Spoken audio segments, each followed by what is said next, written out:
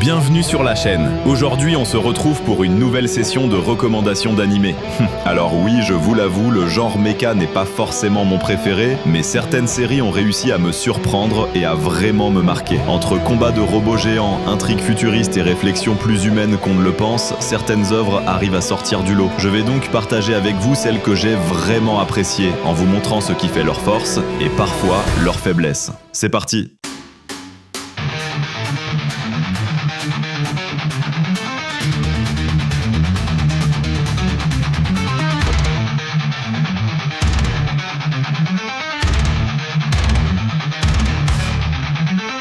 Numéro 10, Gargantia on the Verdurous Planet. Dans un futur lointain, Ledo, un jeune soldat de l'Alliance Galactique Humaine, participe à une guerre sans fin contre une race extraterrestre redoutée appelée les Ideus. En pleine bataille, lui et son méca humanoïde Chamber sont aspirés dans une distorsion temporelle. À son réveil, Ledo découvre qu'il a échoué sur Terre, une planète recouverte d'océans après une ère glaciaire. Les humains y vivent désormais sur d'immenses flottes maritimes, organisées dans une société paisible et attachée à la récupération de reliques anciennes. Ledo se retrouve accueilli au sein de la flotte nommée Gargantia, où il rencontre Amy, une jeune messagère pleine de vitalité qui deviendra son premier lien avec ce monde inconnu. Loin de la guerre et de ses repères militaires, il doit apprendre à s'adapter, à comprendre cette culture et à redéfinir sa place dans ce nouvel univers. Gargantia est un animé de mecha très original qui se concentre sur le slice of life et l'exploration culturelle. La relation entre Ledo et Chamber est au cœur de la narration et les thèmes de l'humanité, de la paix et de la découverte sont traités avec beaucoup de finesse. Le rythme est très lent car la série prend son temps pour explorer le monde et la culture de Gargantia. Les enjeux ne sont pas toujours très élevés, ce qui peut déplaire aux fans de batailles épiques.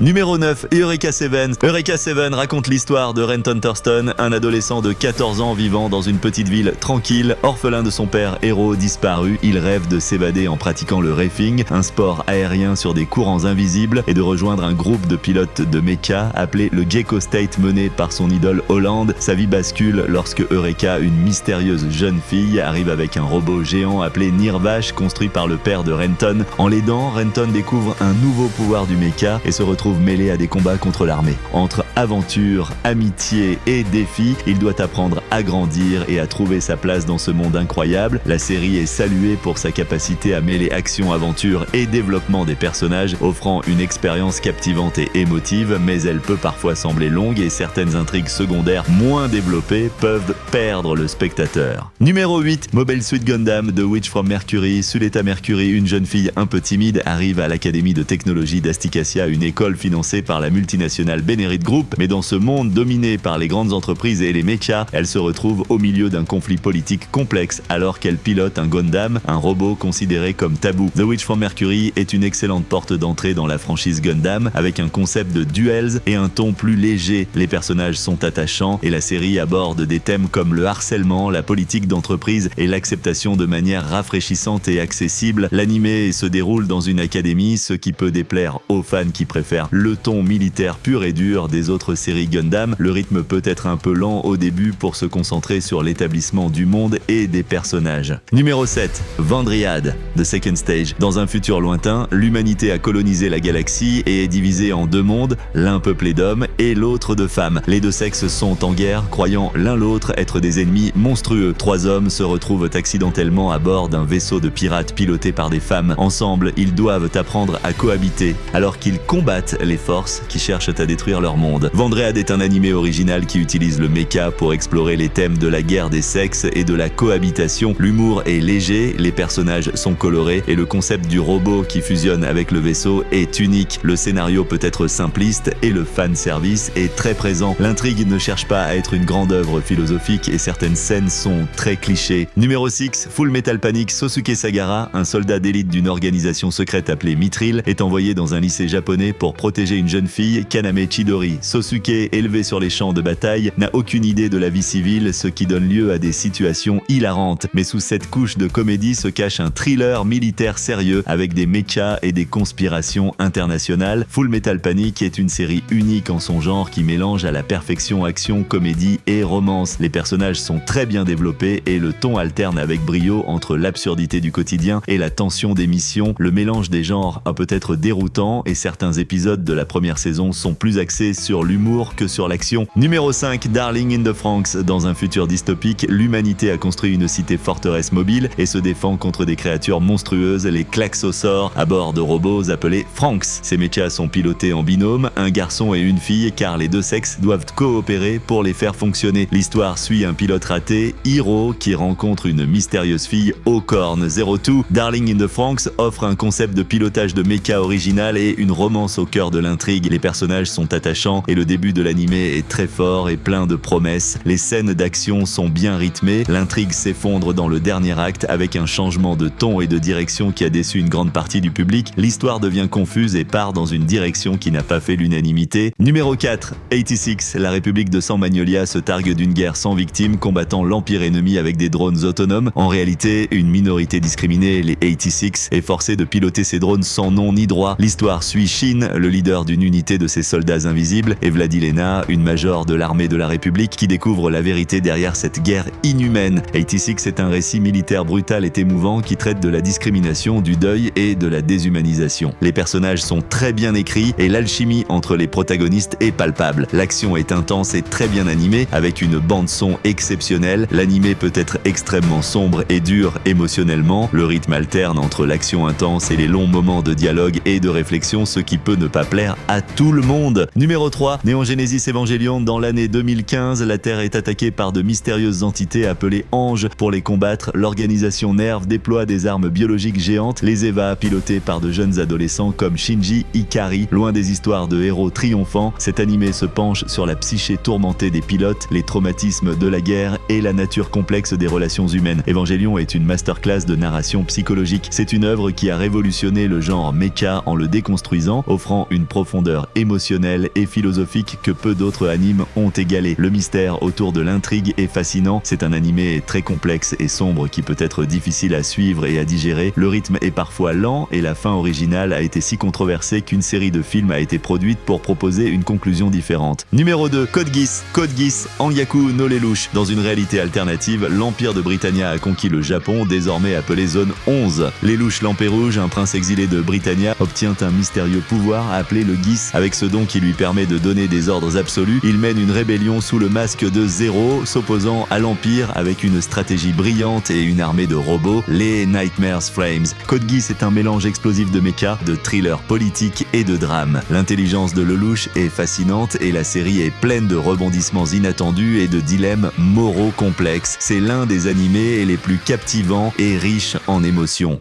Numéro 1, Gurren Lagann, Tengen Toppa Gurren Lagann. Dans un futur lointain, l'humanité vit sous terre, menacée par les hommes-bêtes et leurs robots géants, les Gunmen. Simon, un jeune homme timide, et Kamina, son frère d'armes fanfaron, découvrent un petit robot et décident de percer la voûte céleste pour atteindre la surface. Ce qui suit est une épopée d'action surréaliste où la volonté et l'esprit de combat peuvent littéralement remodeler la galaxie. Gurren Lagann est une bouffée d'air frais, avec une énergie et un optimisme sans pareil. Les combats sont d'une échelle démesurée et d'une créativité sans fin. Le message sur le dépassement de soi et le courage est d'une puissance incroyable. Le thème musical est légendaire et Kamina est clairement l'icône de l'animé. Et voilà, notre exploration de ces géants d'acier touche à sa fin.